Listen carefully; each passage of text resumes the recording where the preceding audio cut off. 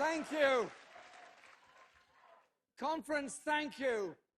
Thank you for that wonderful welcome. This is an extraordinary and precarious moment in our country's history.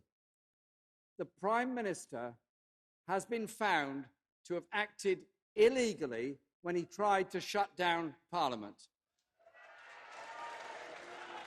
The highest court in the land has found that Boris Johnson broke the law when he tried to shut down democratic debate and accountability at a crucial moment for our public life. The Prime Minister acted illegally when he tried to shut down opposition to his reckless and disastrous plan to crash out of the European Union without a deal. But he has failed.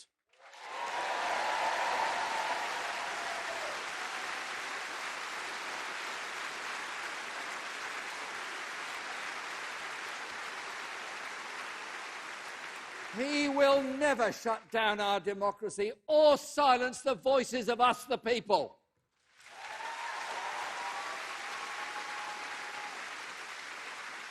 The democracy that Boris Johnson describes as a rigmarole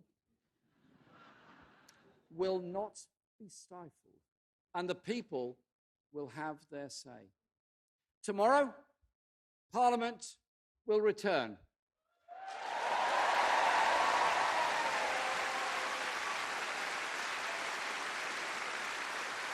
The government will be held to account for what it has done.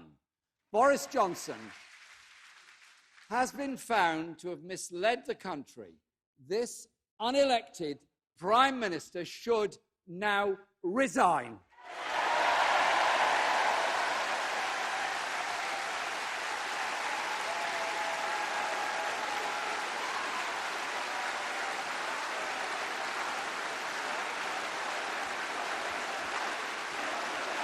Johnson.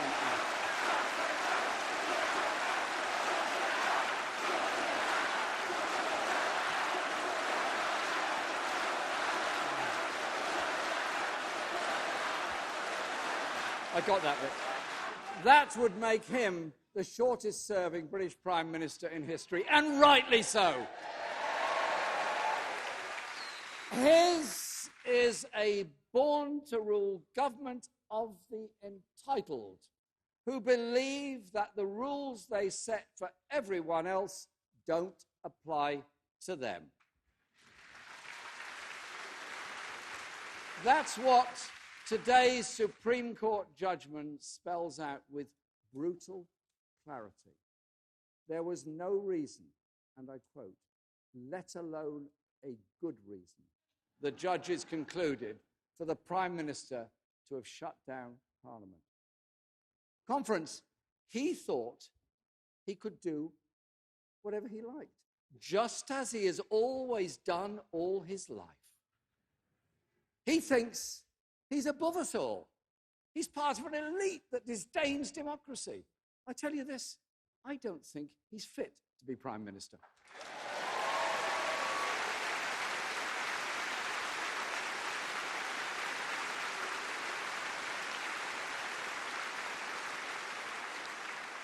Let me quote the Supreme Court's decision, conclusion.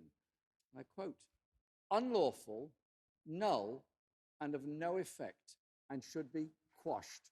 They've got the Prime Minister down to a T.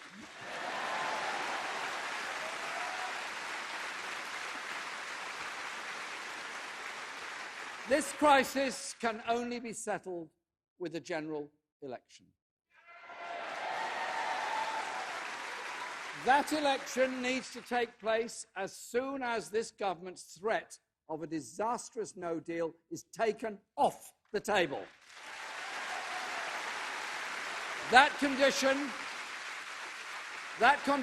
is what MPs passed into law before Boris Johnson illegally closed down our Parliament. It's a protection that's clearly essential. After what has taken place, no one can trust this government and this Prime Minister not to use this crisis of their own making to drive our country over a no-deal cliff edge in 5 weeks' time. The Prime Minister has no mandate for a no-deal crash-out, which is opposed by the majority of the people of this country. It would force up food prices, cause shortages of medicines, and threaten peace in Northern Ireland, thus destroying the great work of the Good Friday Agreement.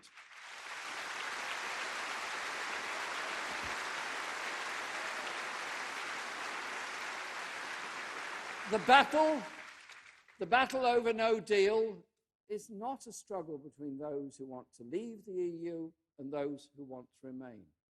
It's about a small right-wing group who are trying to hijack the referendum result, to rip up our rights and protections and shift even more power and wealth to those at the top. Under the cover of no deal, they want to sell off of what remains of our public services, strip away the regulations that keep us safe, while slashing corporate taxes even further. That would lead to a race to the bottom in standards and workers' rights and create an offshore tax haven for the super rich. And they want all of this locked in with a one-sided free trade deal that will put our country at the mercy of Donald Trump. That's why a no-deal Brexit is in reality a Trump deal Brexit.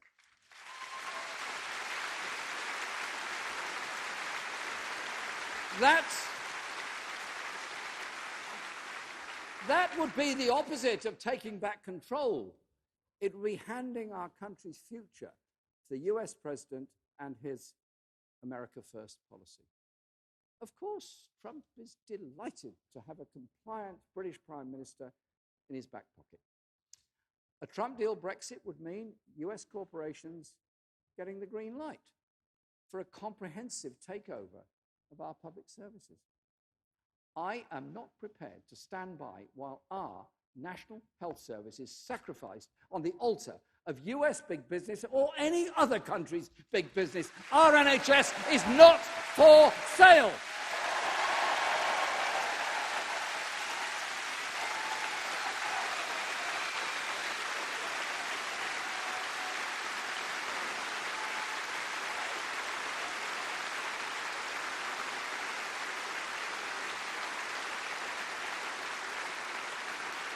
And in the coming general election, Labour will be the only major UK party ready to put our trust in the people to have the final say on Brexit. We need to get Brexit sorted and do it in a way that doesn't leave our economy or our democracy broken. The Tories want to crash out without a deal, and the Liberal Democrats want to cancel the country's largest ever democratic vote with a parliamentary stitch-up. Labour will end the Brexit crisis by taking the decision back to the people with a choice of credible leave alongside remain. That's not complicated. Labour is a democratic party that trusts the people.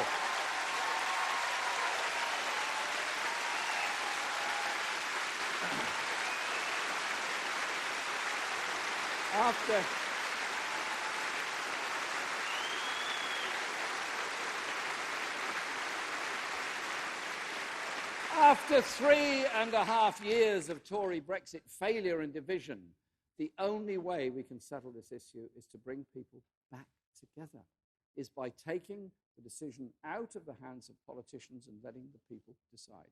So, within 3 months of coming to office, a Labour government will secure a sensible deal based on the terms we've long advocated and discussed with the European Union, trade unions, businesses, and different European governments. A new customs union, a close single market relationship, and a guarantee of rights and protections. And within 6 months of being elected, we'll put that deal to a public vote alongside Remain. And as a Labour Prime Minister, I pledge to carry out whatever the people decide.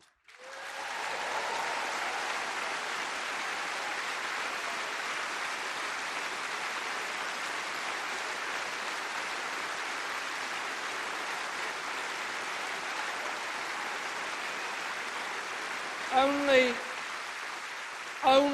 a vote for Labour will deliver a public vote on Brexit. Only a Labour government will put the power back in the hands of the people.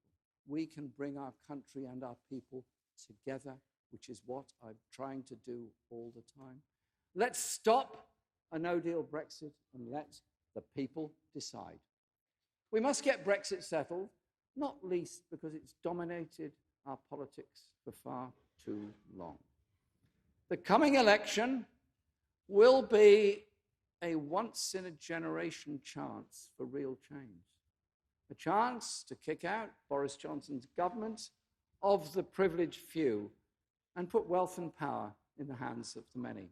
A chance to give our National Health Service, our schools, our police, our public services the money they need by asking those at the top to pay their fair share.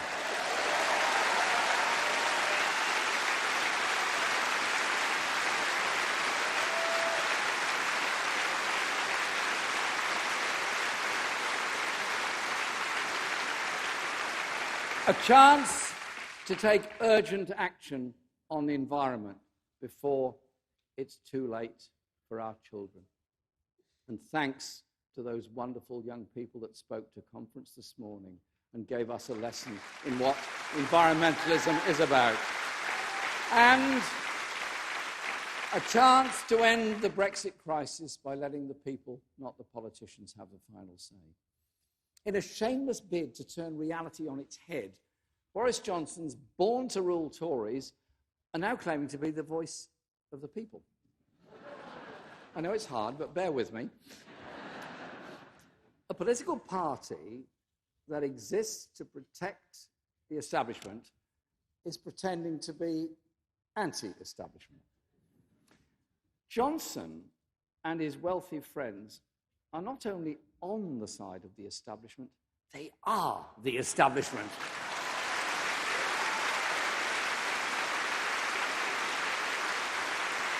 They will never be on the side of the people when supporting the people might hit them and their super-rich sponsors where it hurts, in their wallets and in their offshore bank accounts. So let me send this message to Boris Johnson. If you still lead your party into an election, we know your campaign will be absolutely swimming in cash. But we've got something you haven't. People, in their hundreds of thousands.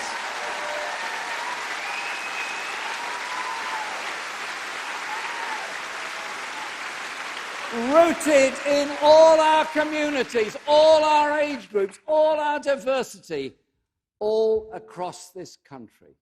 And we will meet you head-on with the biggest people-powered campaign this country has ever seen.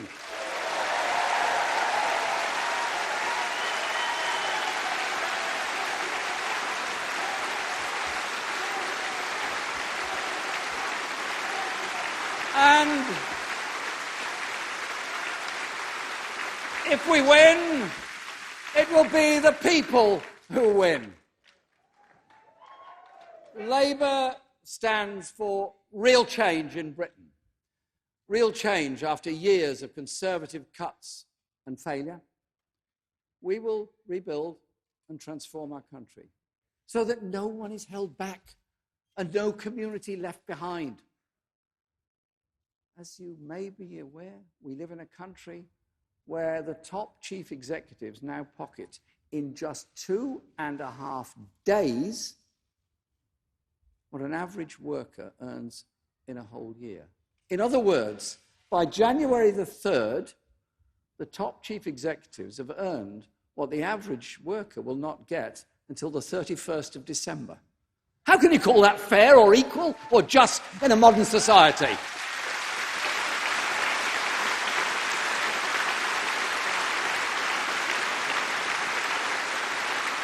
Where Thomas Cook bosses were able to fill their pockets with unearned bonuses while their workers face redundancy and 150,000 holidaymakers are stranded because of their failure. We've had the greatest slump in wages, actually, since steam trains were built. It's a long time ago. To share wealth, we need to share power, and that's what we'll do in government, with bold, radical measures, such as giving the workforce 10% stake in large companies, paying a dividend of up to $500 a year to every employee. And we will bring about the biggest extension of rights for workers our country has ever seen.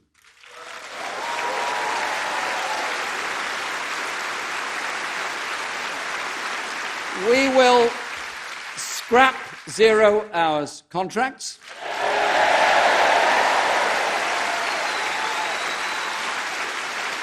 Introduce a £10 living wage, including for young people from the age of 16.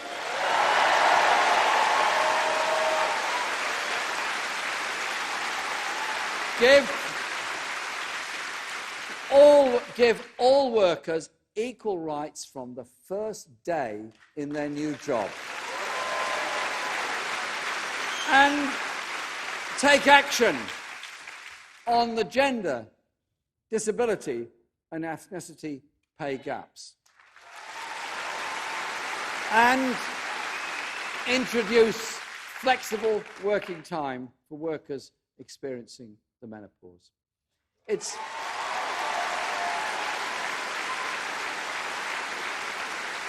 Labour that will get more money into your pocket rather than line the pockets of the multimillionaires. And we will give people a democratic voice at work, allowing them to secure better terms and pay for themselves. So, within the first 100 days of our government, we will scrap the Tory Trade Union Act.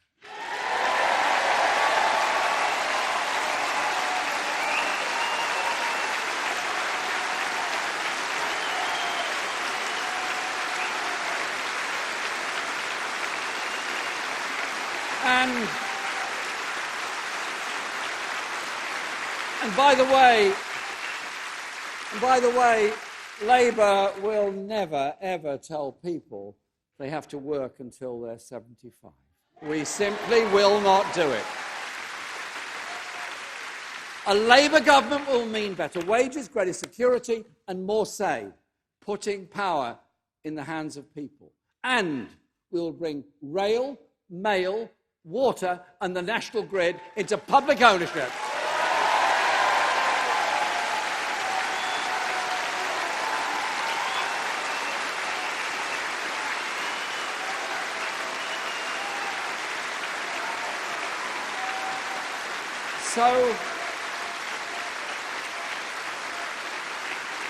So the essential services that we all rely on are run by and for the public, not for private profit. It's quite simple. That's what we're going to do.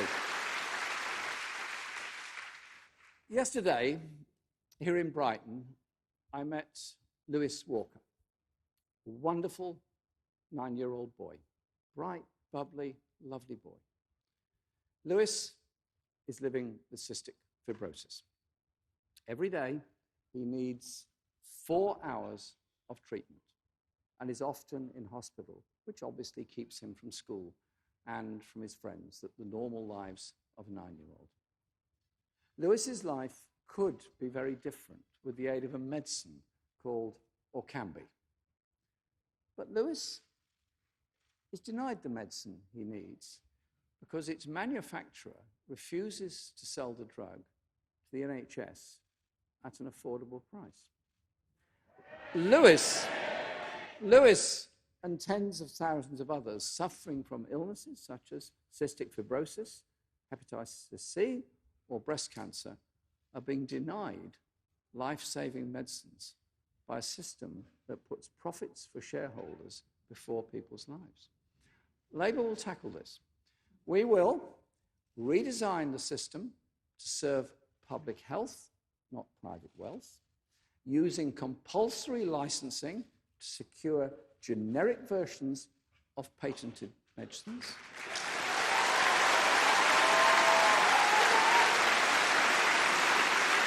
We'll tell the drug companies that if they want public research funding, then they'll have to make their drugs affordable for all.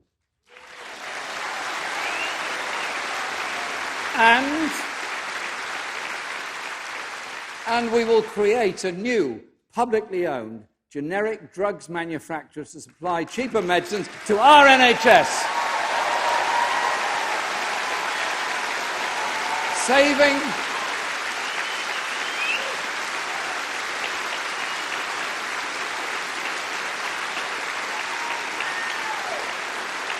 saving our health service money and saving lives at the same time.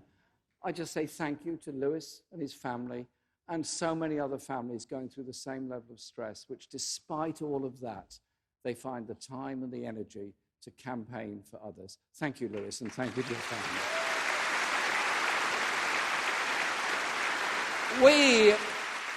We are the party, the Labour Party, that created the National Health Service.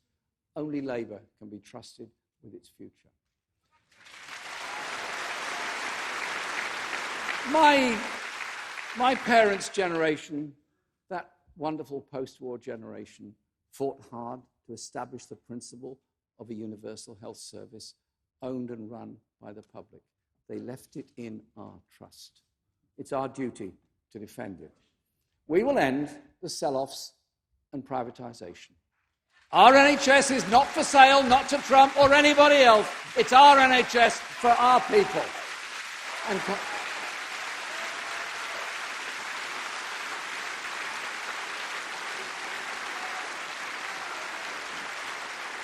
conference, we will make prescriptions free in England, as they've been in Wales since 2007, when charges were abolished. And I say thank you to Mark Drakeford and the Welsh Labour government for the abolition of those prescription charges in Wales.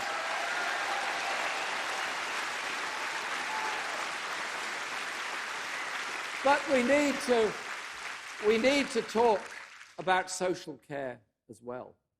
When older people who have paid into the system all their lives needed little help, we shouldn't deny it to them.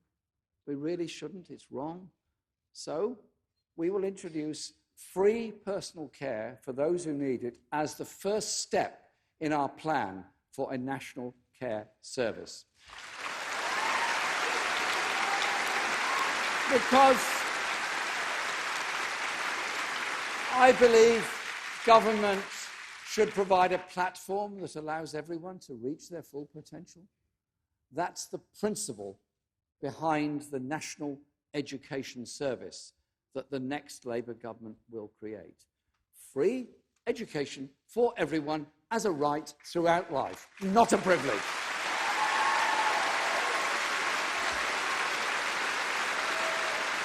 So,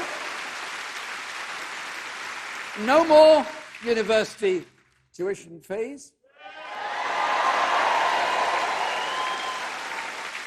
Free childcare and a new great Sure Start programme. So that all children get help when they need it. Free vocational and technical education and free training for adults. And when it comes to paying for our public services, Labour will raise tax, but only for the top 5%.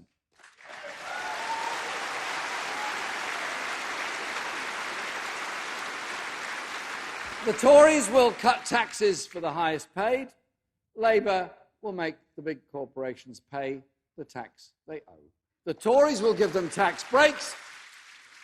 How can it be right that the largest companies and the wealthiest individuals are being given tax cuts, whilst at the other end, mums and dads are missing meals so they can feed their kids. Shouldn't it be a source of shame to our country that the United Nations, yes, the United Nations, had to take our government to task this year over the shocking fact that 14 million people are living in poverty in ours, the fifth richest country in the world. So let me quote directly from the UN report. It said, and I quote, "Much of the glue that has held British society together since the Second World War has been deliberately removed and replaced with a harsh and uncaring ethos." Doesn't that sum up the Tories? Harsh and uncaring ethos in the fifth richest country in the world.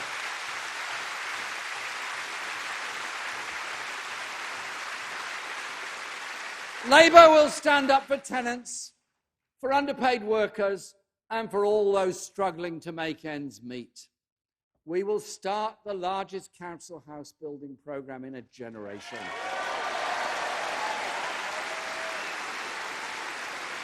Because Labour puts people before privilege. So we will end austerity and help rebuild your community. We'll restore local pride, revive the high streets that are the centres of our community. You know, those high streets dominated by closed shops, by graffitied roller blinds, a couple of payday loan shops, and that's about it. Destruction of the centres of our communities, the place where people come together to socialise, to meet and feel part of a community. Destroyed by austerity and destroyed by underfunding of local government. So it's our job to reverse those cuts. Because all those cuts added together have caused violent crime to double and caused underachievement to increase. It's our job as the Labour Party, to get our economy working in every town, every city, and every region of this country, with record investment. A blitz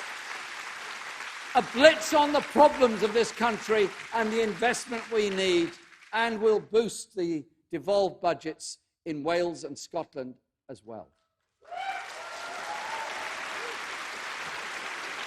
And we will upgrade our transport, energy and broadband infrastructure with 250 billion of investment, and breathe new life into every community with a further 250 billion of capital for businesses and cooperatives. Investment on a scale our country has never known, bringing good new jobs and fresh growth to every area where you live in this country. That's the scale of ours, of Labour's ambition. No more tinkering around the edges.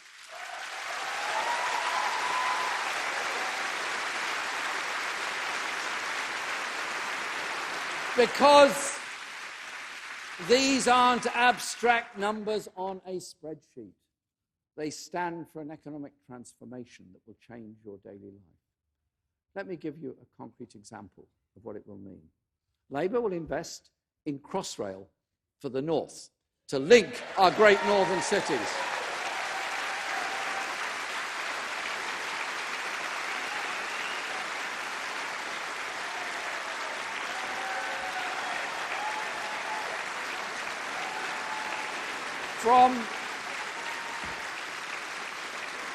From Liverpool to Hull and to Newcastle in the northeast.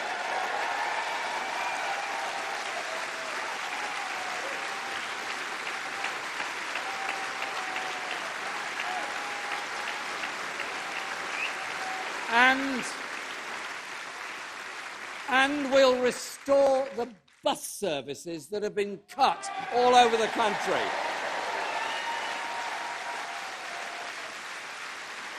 Leaving people isolated from their communities. Better trains, a proper bus service. That's what Labour will bring. For decades, we've all been told the economy is beyond our control. It's an irresistible force that can lay waste to entire communities while we can only watch on as passive spectators to the disaster before our very eyes. But you know what? It's not true. With a serious industrial strategy and a radical Labour government, the economy can be a tool in our hands rather than the master of our fate. And with a government that's prepared to intervene, we can prioritise the things that matter most, which is precisely what our times demand, because nothing matters more than the climate emergency.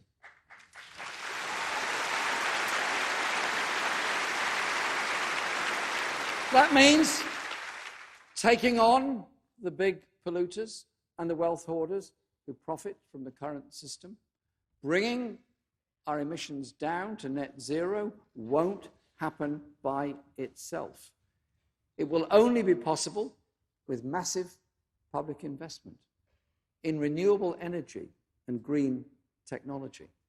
That's not a burden, it's an opportunity to kickstart a green industrial revolution.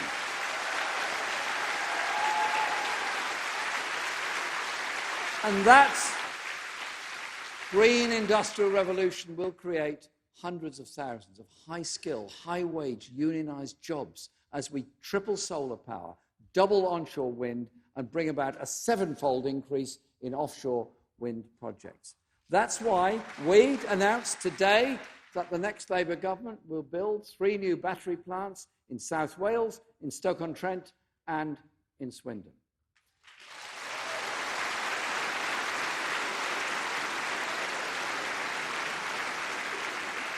The climate and environmental emergency we all face is an issue of global security. We're seeing ice caps melting, coral reefs dissolving, wildfires in the Arctic Circle, and Brazil's right-wing president, Bolsonaro, fiddles while the Amazon rainforest burns. Real security doesn't come from belligerent posturing or reckless military interventions. It comes from international cooperation and diplomacy and addressing the root causes of the threats that we all face. Our foreign policy, our international strategy will be defined by our commitment to human rights and international justice, not enthusiasm for foreign wars that fuel rather than combat terrorism and insecurity.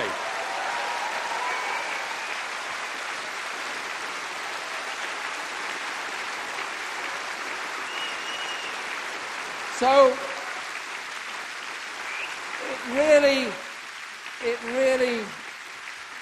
it really does beg a belief that this week Boris Johnson is openly talking about sending troops to Saudi Arabia as part of the increasingly very dangerous confrontation between Saudi Arabia and Iran in an apparent bid to appease Donald Trump. Have we learnt nothing? Time and again, over the last 2 decades, the British political and military establishments have made the wrong call on military intervention in the Middle East, spreading conflicts rather than settling them.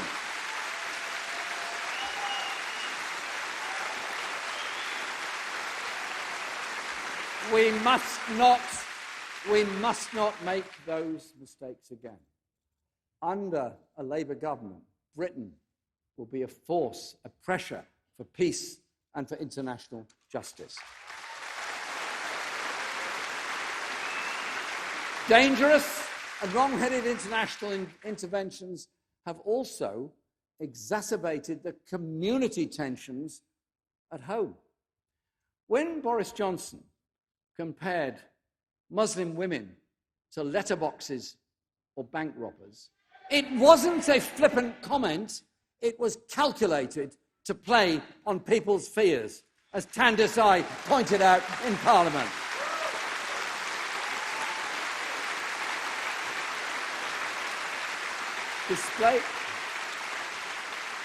Displays of racism, Islamophobia or anti-Semitism are not a sign of strength, but a sign of weakness.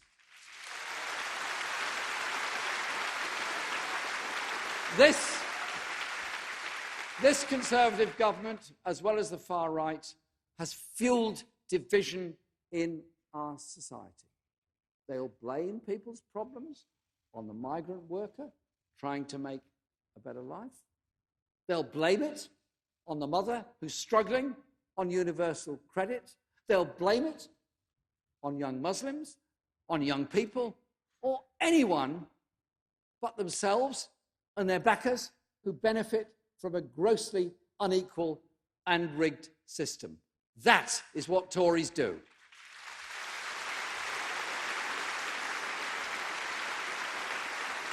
Labour do the opposite.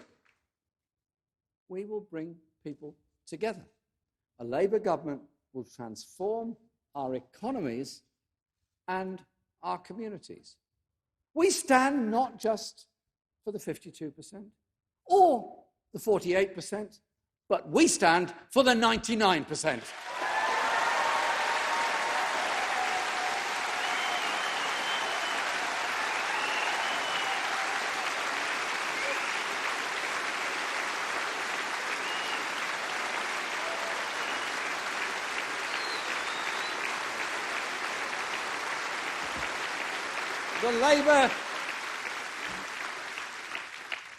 The Labour government I lead will take on those who really run our country, the financial speculators, tax dodgers and big polluters, so the real wealth creators, the people of this country, can have the jobs, the services and the futures they deserve.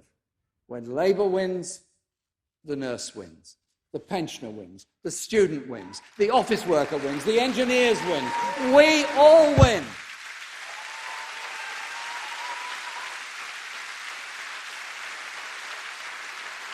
The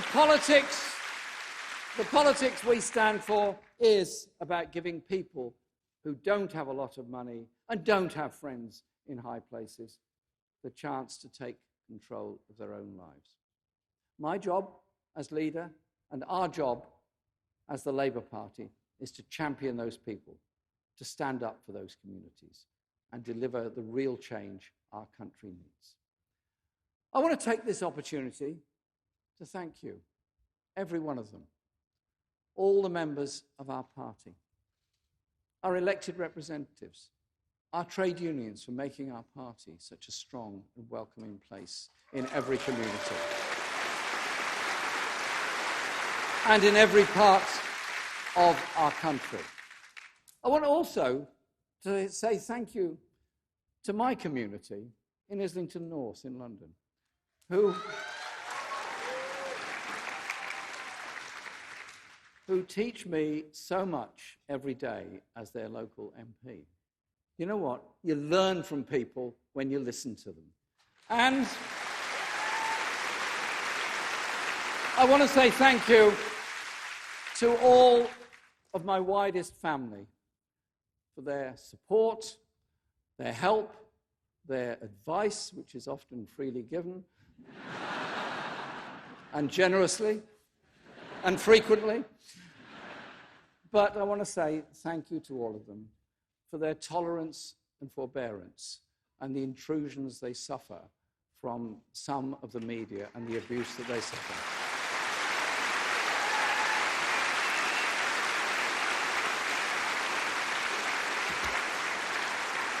And I also, in particular, want to say thank you to my wife, Laura Alvarez, for all that she taught us.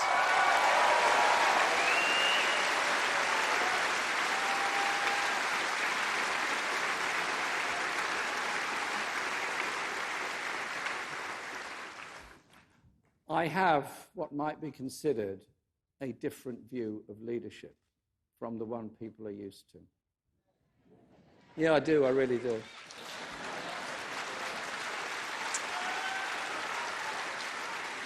I do believe that leaders should have strong principles that people can trust.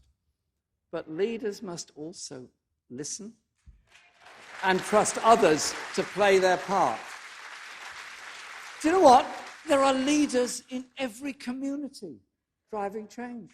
Many of them, and I know many such people, would never dream of calling themselves leaders, but they are.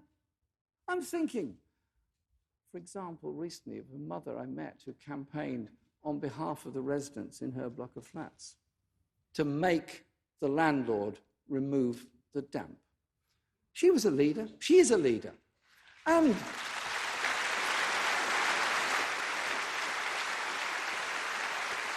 in their campaign, it empowered her, it empowered the whole community, and they realized, yes, they could achieve change by that strength together. I think of workers in fast food outlets organizing amongst their colleagues, often working in terrible conditions, to demand a decent living wage.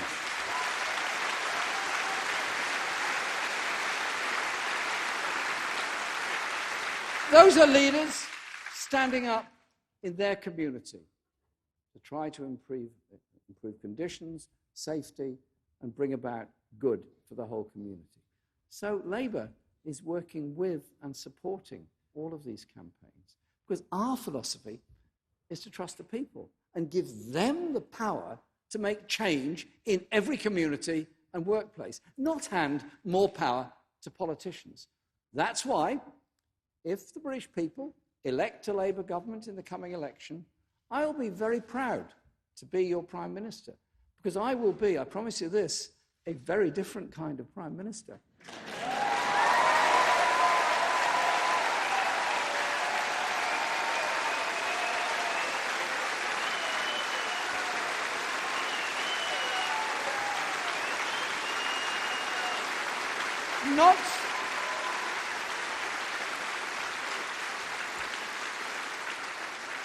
Not there from a sense of born-to-rule entitlement, certainly, absolutely, promise you this, certainly not there on a personal power trip. Shadow Cabinet would confirm that. That's because I want to put government on your side, to put power and wealth into your hands. There, because I believe government should work for you. And together, we can go beyond defending the gains made by previous generations. We stand on the shoulders of those that went before us, but we have to take it further. And it's time we started to build a country fit for the next generation.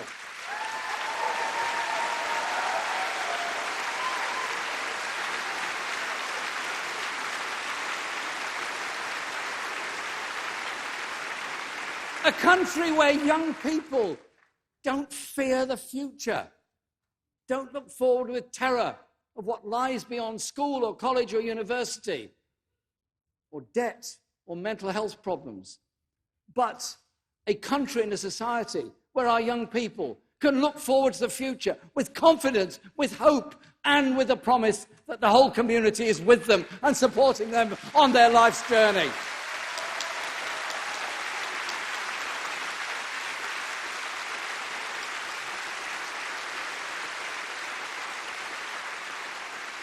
The tide is turning. The years of retreat and defeat are coming to an end. Together, we can take on the privilege and put people into power.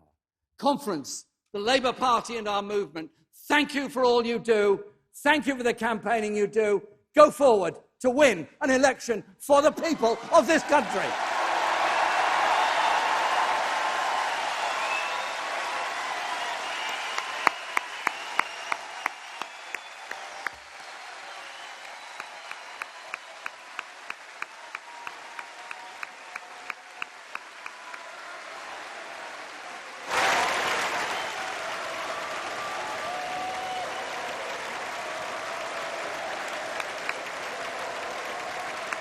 Please